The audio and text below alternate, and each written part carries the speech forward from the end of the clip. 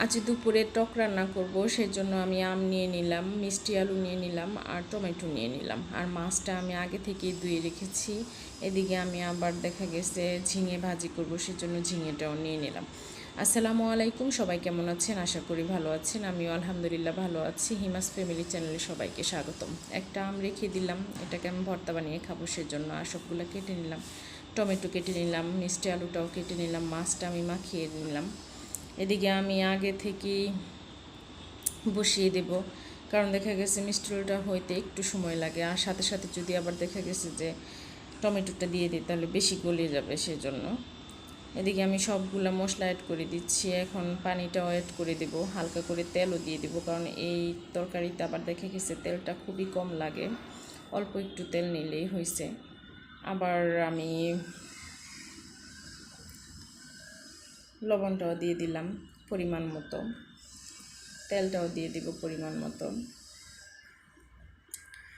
এদিকে আমি ভর্তা বানানোর জন্য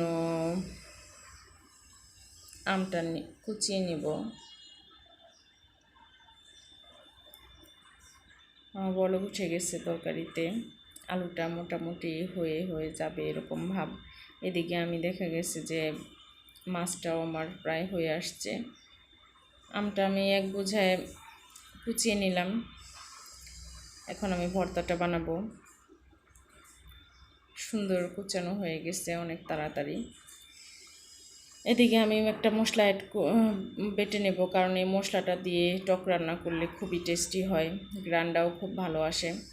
একটু রসুন নিয়ে নিলাম, একটা পেঁয়াজ নিয়ে নিলাম ছোট্ট, আর একটু সস নিয়ে নিলাম। এটা হচ্ছে আমাদের দেশে খাটার সস বলে, যেহেতু টক খাটাই দুইটা একই জিনিস, সেজন্য এটাকে আমি বেটে নেব। কারণ এটা বেটে নিয়ে তারপর দেখা গেছে যে যখন হয়ে আসে তরকারিটা, মানে টকটা ওইখানে অ্যাড করলে খুব সুন্দর একটা ঘ্রাণ আসে, আর খাইতেও খুবই ভালো লাগে। আমি বেটে নিলাম। এদিকে আমার আলুটাও সিদ্ধ হয়ে গেছে, মোটামুটি সিদ্ধ হয়ে গেছে। এখন আমি টমেটোটা অ্যাড করে দেব, কারণ এখন যদি টমেটোটা অ্যাড করি দেখা গেছে হালকা সিদ্ধ হবে, হালকাই হবে, ওইটা দেখতেও সুন্দর লাগে। এদিকে আমি আবার দেখা গেছে যে আম ভর্তার জন্য একটা মরিচ পুড়ে নিচ্ছি, কারণ পোড়া মরিচের ভর্তাটা সবচেয়ে বেশি ভালো হয়, গ্রানটা খুব ভালো আসে, সেজন্য। আমরা যখন ছোট ছিলাম তখন চুলায় এরকম পুড়ে পুড়ে খেতাম, ভালো লাগতো খুব। এদিকে আমার মাখা মাখা হয়ে গেছে তরকারির জিনিসগুলা। এদিকে আমি পানি অ্যাড করে দেব, যেহেতু এটা টক সেজন্য এটাকে বেশি করে পানি রাখি আমরা, একদম ঝোল ঝোল টাইপের, ডালের চেয়েও বেশি পাতলা, খেতে খুবই ভালো লাগে আমাদের কাছে, মানে আমরা যারা যারা খাই আর কি। এদিকে আমার ভর্তাটা শুরু করে দিলাম বানানো। অনেকে দেখা গেছে যে চিনি দিয়ে খায়, আমার ঘরে গুড় ছিল সেজন্য আমি গুড়টা নিয়ে নিলাম। গুড় দিয়েও আম ভর্তা খুবই ভালো লাগে খেতে। ভর্তাটা প্রায় আমার বানানো শেষ। এই গরমে ভর্তা, উফ। ভর্তাটা আমি সাজিয়ে নিলাম একটুখানি, কারণ পরিবেশনটাও অনেক কিছু। আপনি যদি খাবারের পরে ভালো করে পরিবেশন করেন দেখতেও ভালো লাগে। এদিকে আমার টকে বলক উঠে গেছে, হতে থাকুক। আমি আবার ঝিঙে ভাজি করার জন্য পেঁয়াজ কাঁচামরিচ বসিয়ে দিলাম, মশলাটাও আমি অ্যাড করে দিলাম।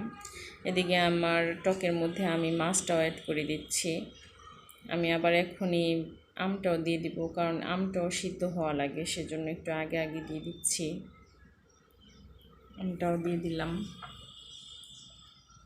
আমার ভাজিটা হয়ে গেছে।